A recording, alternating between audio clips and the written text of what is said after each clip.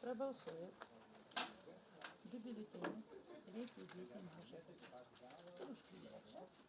Dabar debatuose visi žada, o visi duos, visiems bus, ir pensininkam tas ir tas, o iš kur gaus, o niekas nesako, kaip mes visą tai padarysim.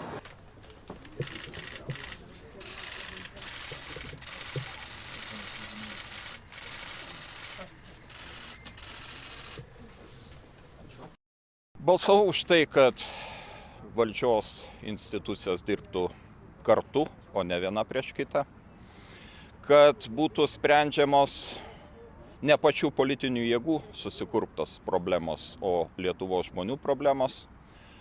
Balsavau už tai, kad būtų mažiau arogancijos, mažiau savitarpio priešpriešos.